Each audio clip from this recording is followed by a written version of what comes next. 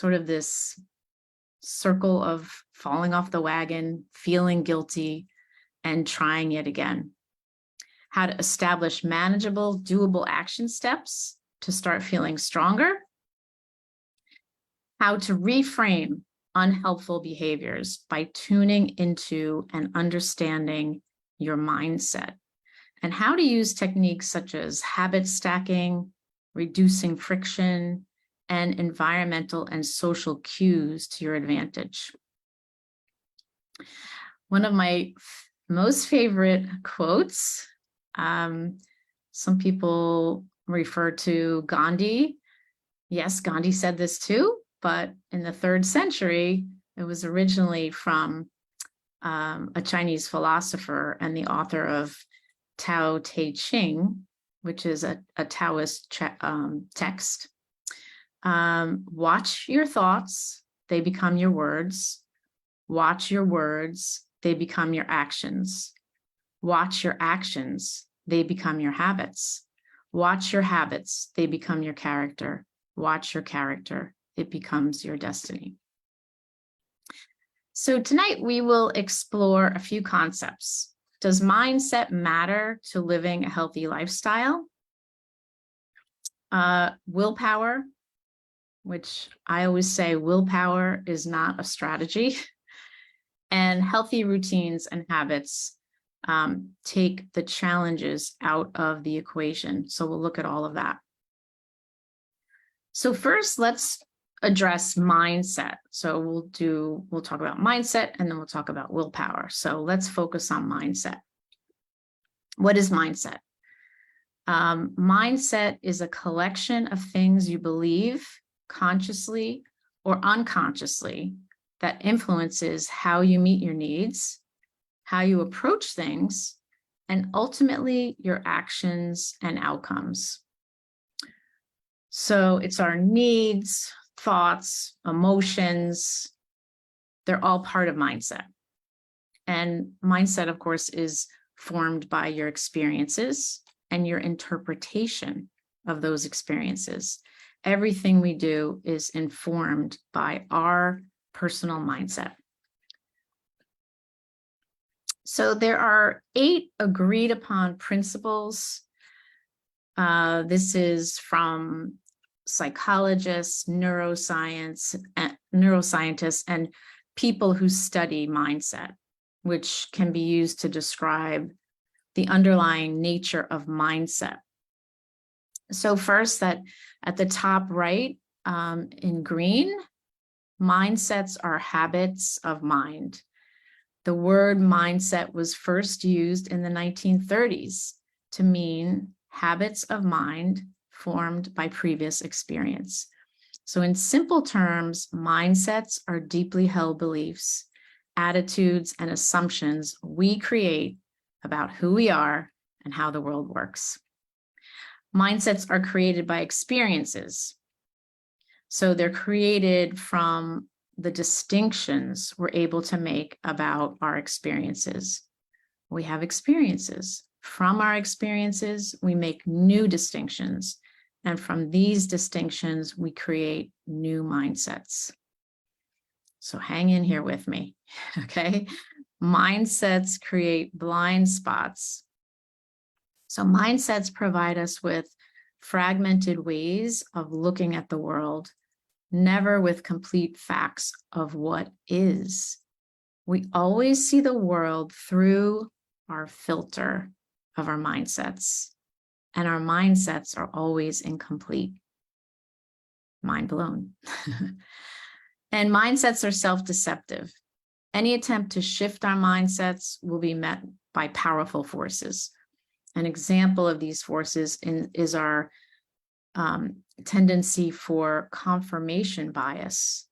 So the searching for and recalling of information that reconfirms our pre-existing beliefs. I'm really into this stuff because I studied psychology and group behavior. I've always been involved in, or interested in human behavior, learning and memory, and these kinds of things. So Mindsets shape our everyday lives. We make our mindsets, and thereafter our mindsets make us. Our thoughts, words, and actions radiate out from our mindsets like ripples on the surface of a lake. If there's something we'd like to change in our lives, such as being more creative or improving our well-being, we must also be open to shifting our mindsets. Mindsets create our shared world. Mindsets are a powerful leverage point for cultural and systemic change. If we want to be more consciously creative in the world we live in, such as act in the way that contributes to, for example, global goals for the world, right? The first ever, so addressing inequality or climate change or mental health, all the issues that we're dealing with in the world, we must also be open to shifting our mindsets. So mindsets can be developed. The more developed our mindsets become, the more we unfold towards deeper levels of wisdom and effectiveness in the world. Our mindsets evolve from simple to complex, from static to dynamic, and from egocentric to sociocentric to world-centric. And we'll talk about this in a minute when we talk about our fixed mindset, growth mindset, and benefit mindset. So our ability to take a perspective improves, as does our capacity to embrace ambiguity and, think about it, hold paradox. Mindsets can be transcended. Using the power of mindfulness, we can transcend our blind spots and self-deceptive forces. Examine how our habits of mind manifest to create our lives and our world, and tap our collective capacities for profound personal and societal transformation. So there's a lot to mindset. In some, it can be said that there is no way to avoid the far-reaching effects of our mindsets. Their hidden web of influence permeates everything all the time. What's inside us, our beliefs, attitudes, and assumptions manifest outside, shaping our future possibilities on both an individual and collective level. So let's move on to the next slide. When we're talking about fixed growth and benefit mindset, you may have heard of these. So while everyone's mindset is unique, there are some common types. Fixed growth and benefit mindsets, which reflect common beliefs people hold. A fixed mindset is, according to Carol Dweck, the psychologist and author of Mindset, the New Psychology of Success, she calls a fixed mindset the everyday expert. So she says, in a fixed mindset, people believe their basic abilities, their intelligence, their talents are all fixed traits. They have a certain amount, and that's that. And then their goal becomes to look smart all the time and try not to screw up, basically. So someone with a fixed mindset tends to avoid challenges or tasks or tasks they believe that they might fail at. They prefer sticking to their comfort zone where they feel competent and in control. And when faced with obstacles, individuals with a fixed mindset are more likely to give up quickly. They may view difficulties as proof of their inherent limitations. And people with a fixed mindset may be defensive when receiving feedback, taking it personally and feeling threatened by criticism. If you've ever had to give someone a performance review, you may be thinking of someone at this time. So people with a fixed mindset often compare themselves to others and may feel threatened by the success or abilities of others, as they believe success is a fixed trait. So in a growth mindset, people understand, according to Carol Dweck, that their talents and abilities can be developed through effort and persistence. They don't necessarily think everyone's the same or anyone can be Einstein, but they believe everyone can get smarter if they work at it. So those with a growth mindset actively seek out challenges and view them as opportunities for learning and growth. And they believe that they can develop their abilities through effort and perseverance. They're more likely to persevere through difficulties and setbacks, and they see setbacks as a chance to learn and improve. They welcome feedback and criticism as a means to improve and grow, and constructive feedback is seen as valuable information for personal development.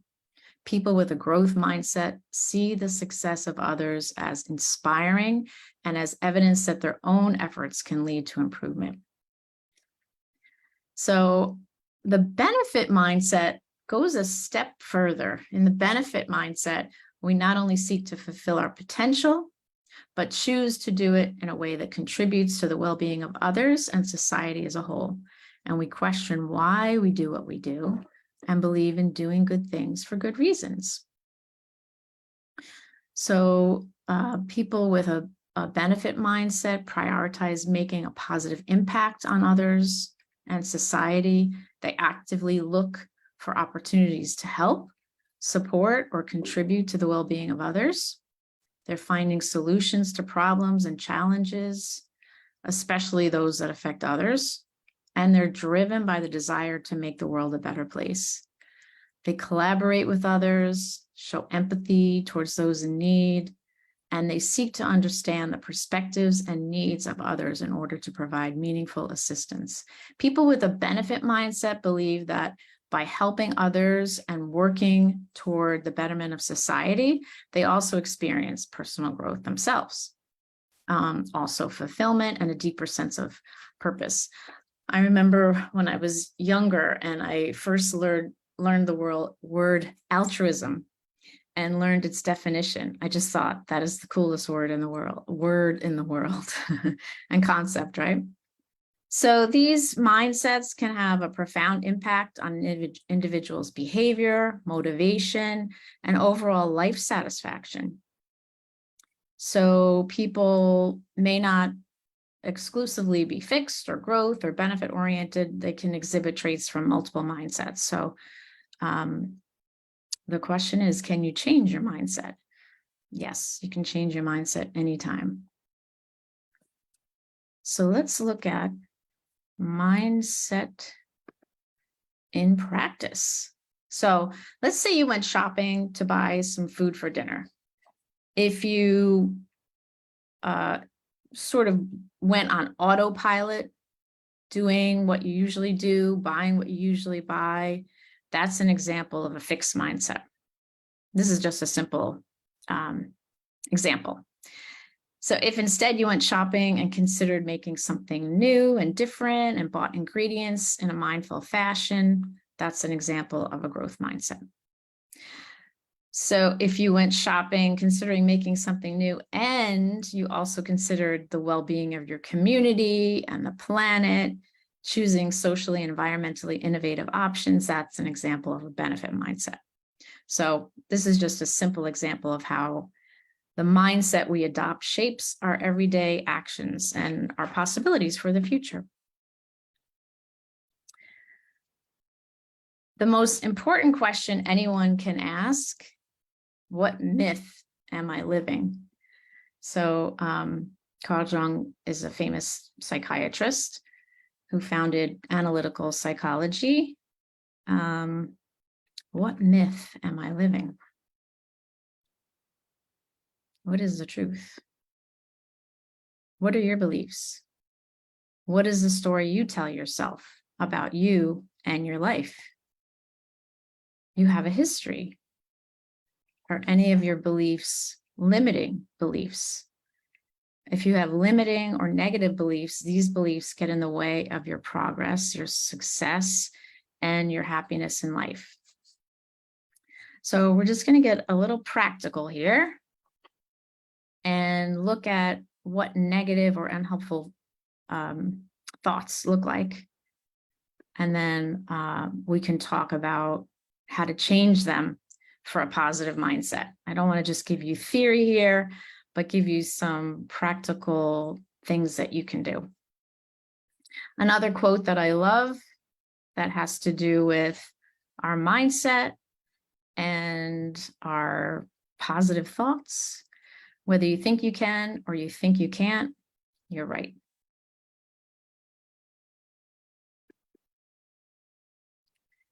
Okay, so these are types of negative or unhelpful thoughts.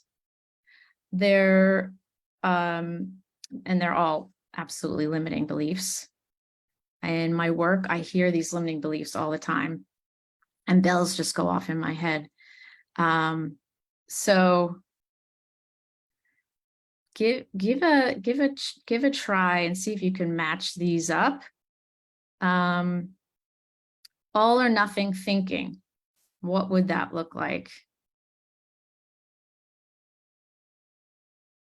I'm going to give you the answer. I can't eat ice cream ever again. All or nothing, right? Making excuses. It's too cold out to take a walk. Sounds like an excuse. How many times have we heard this though? Filtering. No one else supports my healthy lifestyle, right? That's your filter in action, working against you. Self-labeling. I'm the world's worst cook, right? Calling yourself names, belittling yourself. Self-labeling. You might, and this is the thing about mindset, you might feel it. You might think it's true. And that's why it comes out of your mouth, right? If you go back to that quote at the beginning. But I'm going to talk to you about how we change this. Comparing, another type of negative or unhelpful thought. Look at her muscular arms. We're comparing. And pessimistic. I know I'll get hurt and then I won't be able to work out. So these are just some examples. So let's take a look at how we can create positive, helpful thoughts. The way we do this first is we listen to ourselves, right? We can train ourselves to recognize these words that are coming out of our mouth that originated from our thoughts, that originated from our beliefs. We want to recognize and catch the ants, automatic negative thoughts. Then we want to turn the thought around to a positive and helpful thought. So let's look at a few. Look at her muscular arms. That's comparing, right? Instead of putting yourself in a comparing mindset, you could reframe what you're telling yourself and tell yourself, I'd like to be stronger. So I'll recommit to 3 days of weight training per week. Different. The look at her muscular arms doesn't help you at all. So catch that ant and turn it around. Set your goals and recommit. I just know I'm going to get hurt. Then I won't be able to work out. So this is a pessimistic mindset, right? You really believe it. I just know I'm going to get hurt. But instead, it could also be an excuse, right? But instead, I'll take steps to work out safely. And you absolutely can take steps to work out safely. You can work with a trainer. You can get an orientation to the machines. You can take it slowly. You don't have to run a marathon. You can take a walk around the block on a flat surface with good shoes. So you can research what safely might look like to you. You can talk to your doctor about it. It's too cold out to take a walk. Excuse, right? It may be cold, but I can layer up and walk anyway. This happens with rain too.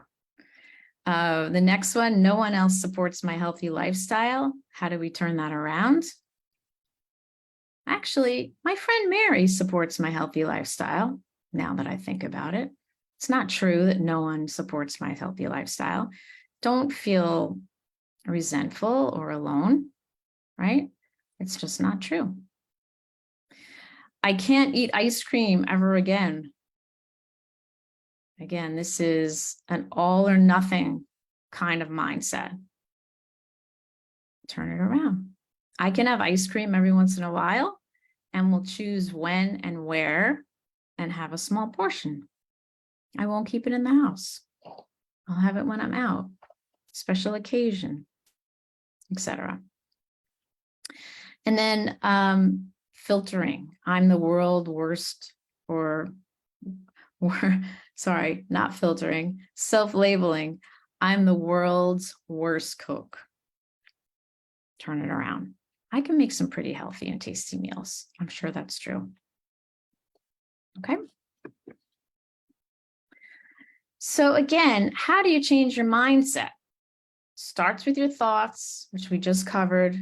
Next, watch your words. Negative self-talk. Catch those ants. Look for words like can't, won't, should. Should is a negative word. Ought or shouldn't. So watch your words. They become your actions. It's a domino effect. Next, we'll talk about willpower.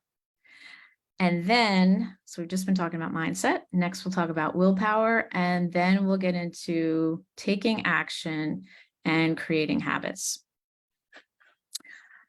So willpower. Many people believe they could improve their lives if only they had more of that mysterious thing called willpower. With more self-control, we would eat right, exercise regularly, avoid drugs and alcohol, save for retirement, stop procrastinating, and achieve all sorts of noble goals. In the American Psychological Association's annual Stress in America survey, the survey asks, among other things, about participants' abilities to make healthy lifestyle changes. And the survey participants regularly cite lack of willpower as the #1 reason for not following through with such changes. So what is willpower? We have many common names for willpower, like determination, drive, resolve, self-discipline, self-control. Psychologists characterize willpower, and they like self-control as the closest word to willpower in more specific ways. So willpower can be defined as the ability to delay gratification, resisting short-term temptations in order to meet long-term goals, the capacity to override unwanted thoughts, feelings, or impulses, the ability to employ a cool cognitive system of behavior rather than a hot emotional system. So maybe responding versus reacting. We've heard of hotheads, right? Conscious, effortful regulation of the self by the self, and a limited resource capable of being depleted. So if you think about all that we're doing in our lives. We're tired. Sometimes we're hangry. We have difficult emotions like worry, anxiety, stress, upset, overwhelm, and our environment all can deplete willpower. And this is why I said in the beginning, willpower is not a strategy. So think about how willpower has worked out for you. So I'm going to give you a couple of studies that I thought were interesting that go way back. So at its essence, willpower is the ability to resist short-term temptations in order to meet long-term goals. And there are good reasons to do so. So University of Pennsylvania psychologists Angela Duckworth and Martin Seligman, they're famous in the psych world, explored self-control in eighth graders over the course of the school year. And the researchers first gauged the students' self-discipline, which is their term for self-control, by having teachers, parents, and the students themselves complete questionnaires. They also gave students a task in which they had the option of receiving $1 immediately or waiting a week to receive $2. They found students who ranked high on self-discipline or self-control had better grades, better school attendance, higher standardized test scores, and they were more likely to be admitted to a competitive high school program. And they also found that self-discipline was more important than IQ in predicting academic success. Other studies have uncovered similar patterns. June Tangney of George Mason University and colleagues compared willpower by asking undergraduate students to complete questionnaires designed to measure their self-control. The scientists also created a scale to score the students' relative willpower strength. And they found the students' self-control scores correlated with higher grade point average, higher self-esteem, less binge eating and alcohol abuse, and better relationship skills. So similar kind of study. And then Terry Moffat of Duke University and colleagues studied self-control in a group of 1,000 individuals who were tracked from birth to age 32 as part of a long-term health study in New Zealand. And they found that individuals with high self-control in childhood, as reported by teachers, parents, and the children themselves, grew into adults with greater physical and mental health, fewer substance abuse problems and criminal convictions, and better savings, behavior, and financial security. So those patterns even held even after the researchers controlled for the children's socioeconomic status, home lives, and general intelligence. So these findings underscore the importance of willpower in nearly all areas of life. This marshmallow test is something that I even studied in undergrad more than 40 years ago. Walter Mischel, PhD, a psychologist, explored self-control in children with a simple but effective test. His experiments for using the marshmallow test, as it came to be known, laid the groundwork for the modern study of self-control. I don't know if anyone's heard of this, but what they did was they presented a preschooler with marshmallow, a plate of treats. The child was told that the researcher had to leave the room for a few minutes, but not before giving the child a simple choice. The child could wait until the researcher returned and get 2 marshmallows. So there was 1 marshmallow on the plate. If they waited till the researcher returned, they could have 2. If the child simply couldn't wait, she could ring a bell and the researcher would come back immediately, but she'd only be allowed to eat the 1 marshmallow. So it was really measuring a couple different things. So in children as well as adults, willpower can be thought of as a basic ability to delay gratification. Preschoolers with good self-control sacrifice the immediate pleasure of a chewy marshmallow in order to indulge in 2 marshmallows at some later point. like ex-smokers forfeit a cigarette in order to experience good health and avoid lung cancer in the future. Shoppers resist splurging at the mall so they can save for a comfortable retirement, and so on. So self-control. As it turns out, the marshmallow study didn't end there. Some other scientists and psychologists looked at, they tracked down 59 subjects, now in their 40s, that had participated in the marshmallow experiments as children. And the researchers tested the subjects' willpower strength with the laboratory task known to demonstrate self-control in adults. Amazingly, the subjects' willpower differences had largely held up over 4 decades. In general, children who were less successful at resisting the marshmallow all those years ago did poorly on the self-control task as adults. They also examined brain activity in these subjects using functional magnetic resonance imaging. And when presented with tempting stimuli, individuals with low self-control showed brain patterns that differed from those with high self-control. The researchers found that the prefrontal cortex, a region that controls executive functions like making choices, was more active in subjects with high self-control. And the ventral stratum, a region thought to process desires and rewards, showed boosted activity in those with lower self-control.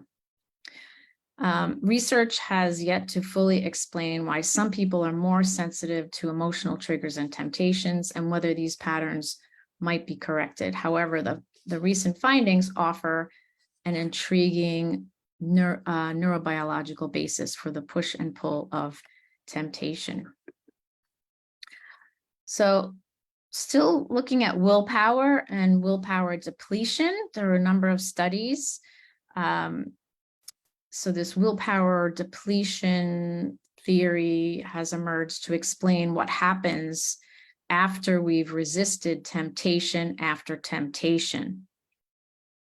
That's like enough already. I always like to say, you walk into a barber shop, pretty soon you're going to get a haircut. You're going to walk out with a haircut. So, or you go into a bakery, you're going to walk out buying something.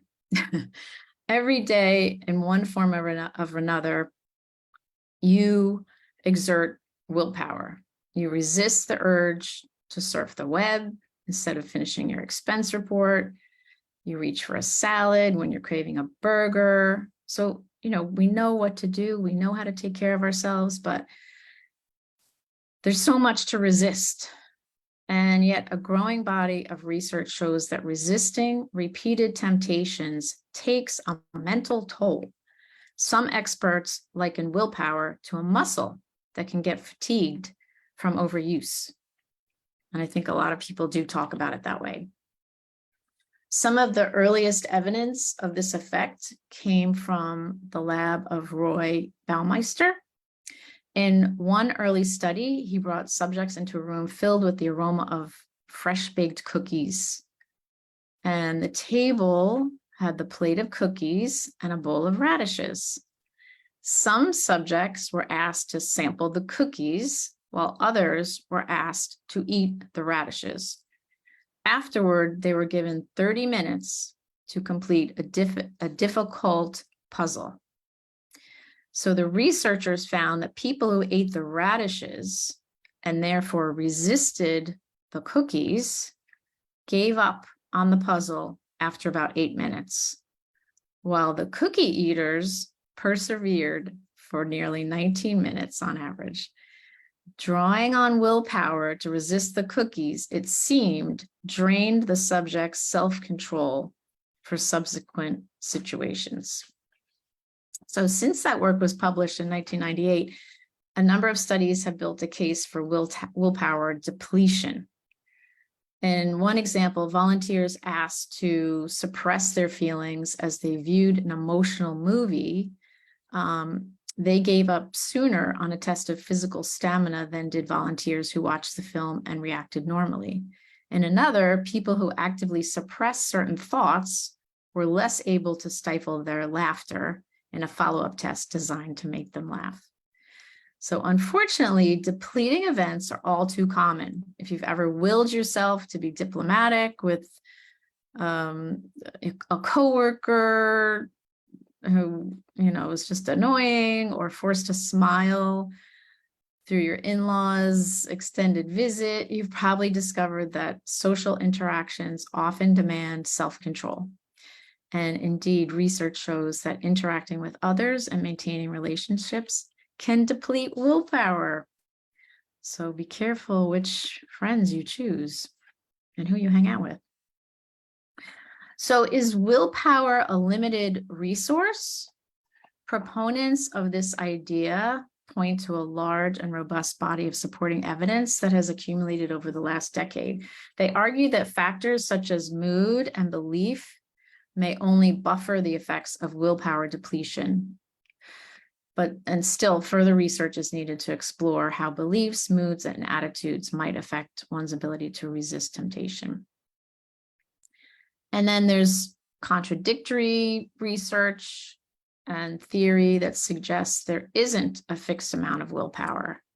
Instead of thinking about willpower as the amount of gas in a car, think of it as a car's battery, according to one researcher. So she believes that with the right mindset and motivation, we can own our self-control and willpower. And this is backed up by data. Studies show that people are less likely to quit a task when told their resolve is not fixed but limited. So now we've got the mindset, being mindful and examining our thoughts and what is true and real. And now we'll talk about taking action using our goals and creating action plans that create supportive habits that make everything easier and better. Scientists and psychologists say you can strengthen your willpower. Here are some actions and behaviors that can help boost your willpower. Strengthen your mind. Practice mindfulness. Practice stopping a few times a day to release that stress, to improve self-control and help people act from intention rather than habit or craving. Practice mindfulness. Get enough sleep. Physical and mental fatigue can decrease willpower, so it's essential to maintain energy levels by getting sufficient, good quality sleep. And tracking our behavior. So you can use a food or a fitness tracking app, tracking water, tracking lots of things. Tracking what we do or don't do can help us make decisions about healthier food choices and help provide encouragement to get up and move by tracking movement and exercise.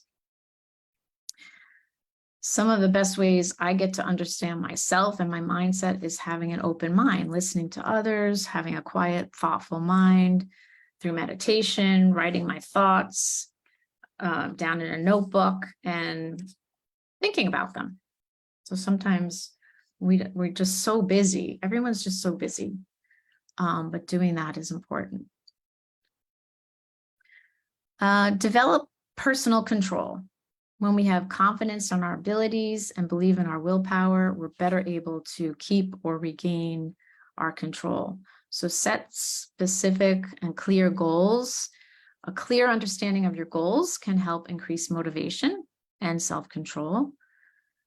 Break down your large goals into smaller, more manageable tasks. We've all heard this before. So that those smaller chunks of work that build up to larger goals make it easier to focus on progression and stay motivated. So when I work with my clients, we always work in small, realistic, manageable tasks that lead to successful outcomes, hopefully. And you can work with a coach or a counselor, and they can provide guidance and support in increasing willpower and building healthy habits. And then delivering your full potential. Many refer to this as grit or resilience. Sometimes so let's look at making decisions.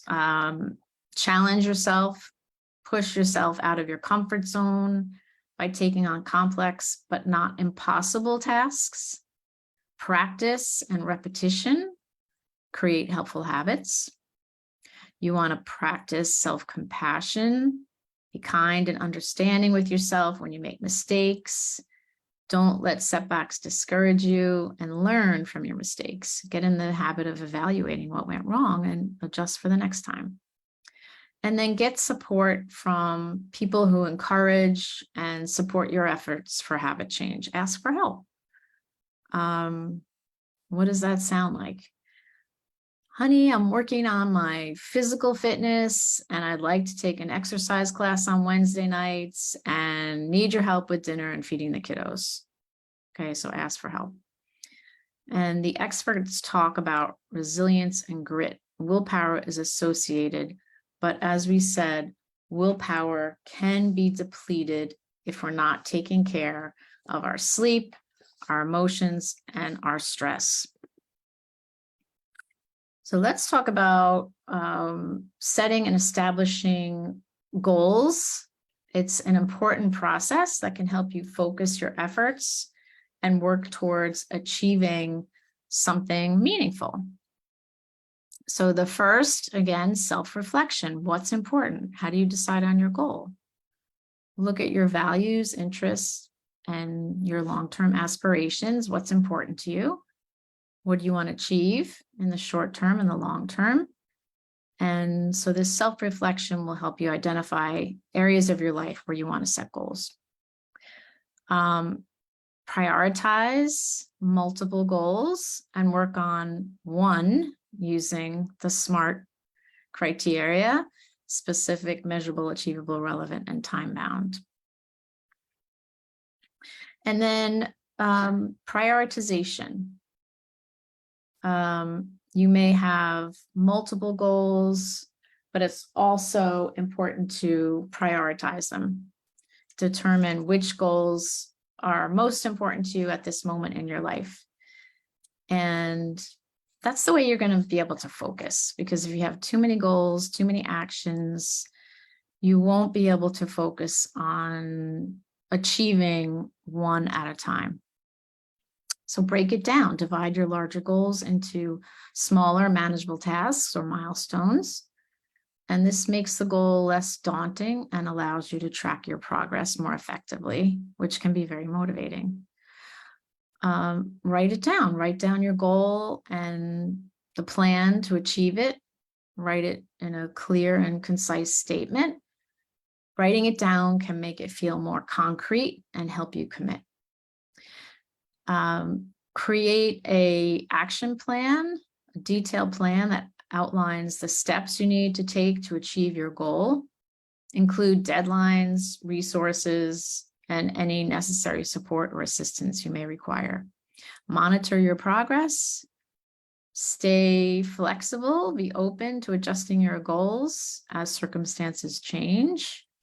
And stay motivated. Keep your motivation high by reminding yourself of your why. And don't be afraid to share your goals with friends, get support. And once you've achieved your goal, take the time to evaluate what happened, look at your success, reflect on what you learned, and consider setting new goals for the future. Okay, so we talked about an action plan. Here are the steps. Identify what current routine needs to change or stop. Plan a new routine that helps you make a positive change that will stick. And list cues or hints for when to use your new routine. You also want to, let me just go back because I can give you an example. Let's say you want to identify what current routine needs to change or stop, or add a new routine.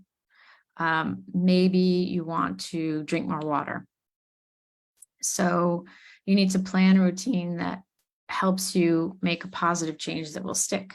So you want to get specific about what that routine looks like. When will you drink the more water? And then cues, or how much water will you drink? So just more is get specific, right? Use those SMART goals. And then what are the cues or the hints? So a cue or hint for drinking more water might be filling up all your water bottles the night before, and bringing them with you in the car every time you leave the house.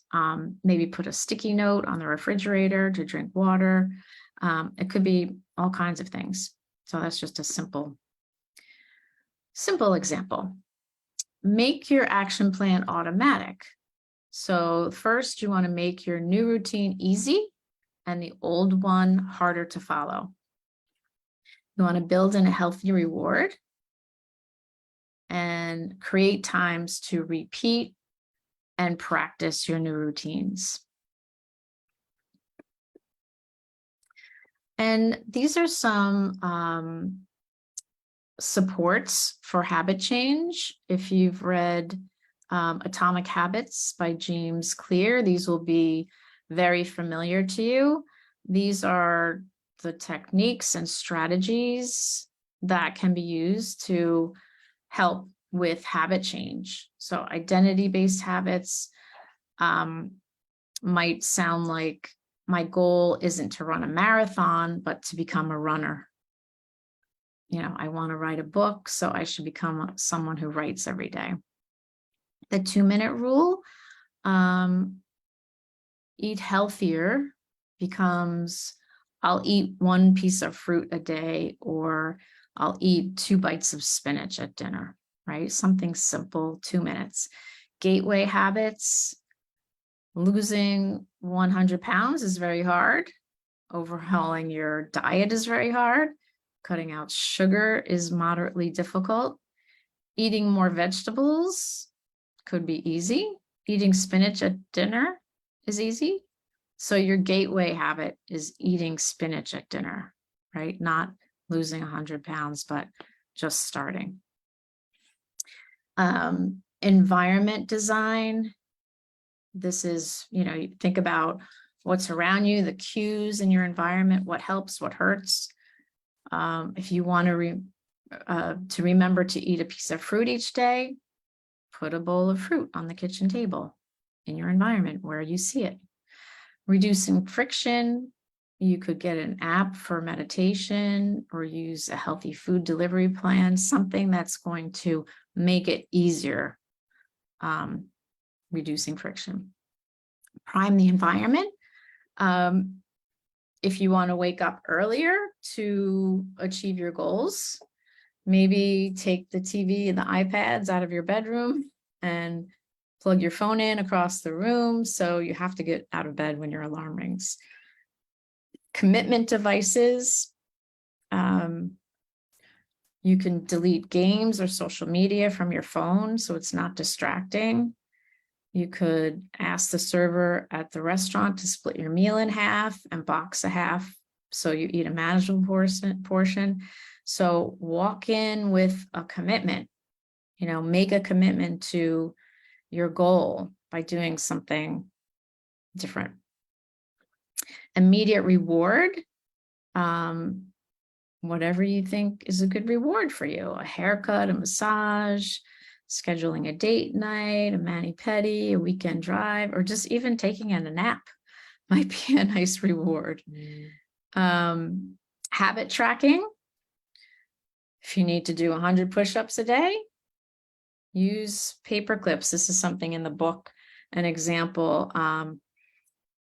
that a few people did, they used paper clips to count out in groups of 10. So every time they did 10 push-ups, they would put a paper clip in a cup. So once they got all 10 paper clips in the cup, they had reached their 100 push-ups. You could also track in a journal or use a spreadsheet, or I have used stars on my calendar for different habits. It's like back to kindergarten. Your social environment, if you're surrounded by people who eat healthy food or have a daily walking habit or yoga practice, you're more likely to do that. And then scaling a habit, if your goal is to read more books, set a book on your pillow each morning after making your bed. And at night, read a page, then read 20 pages, finish the book and track it and start again. Habit stacking. I don't have this written down here. After I brush my teeth in the morning, I'll sit in my bedroom chair and meditate for 5 minutes. When I put on my pajamas at night, I'll lay out my exercise clothes. So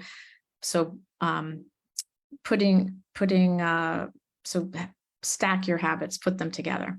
And temptation bundling, you can pair an action you want to do with an action you need to do. So my goal is to read more. I'll listen to a book on tape on my commute. So, you need to commute. So bundling it together. I need to go to the gym and will only check social media when I'm working out. So maybe your goal is to be on social media less. So those are just some supports for habit change. And if you have not read Atomic Habits by James Clear, I would highly recommend it. So just to summarize and wrap up, you can change your mindset. Willpower is not a strategy, and creating goals and action plans and using habit strategies can change your life. So thank you so much for being here. I wanted to introduce you to a group coaching program that I'm starting. And this is what we're going to be working on: willpower, mindset, creating goals, action plans, receiving accountability, support, and motivation to help you get back on track, help you with your goals and action plans. Together as a group, we'll celebrate wins and troubleshoot challenges.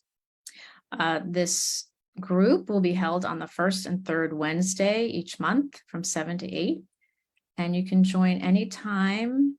It's a 3-month time frame, a rolling time frame with 6 sessions, which is a $297 investment for 6 sessions, and I created this because it's, first of all, I love working in groups, and it's super affordable for coaching. And just to tune things up that you're working on, you can come in, come out. It is a 3-month commitment.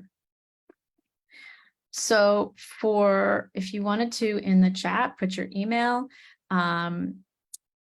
for being here tonight. I have a habit tracker and a self-care tracker for you, and I will send that to you. So I am going to,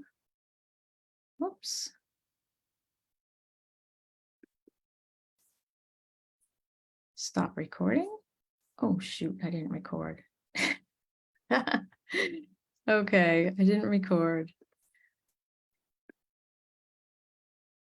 All right, so I have some time we are at 2 minutes to 8, but we have time for questions. If anyone has questions, you can put them in the chat or just unmute yourself and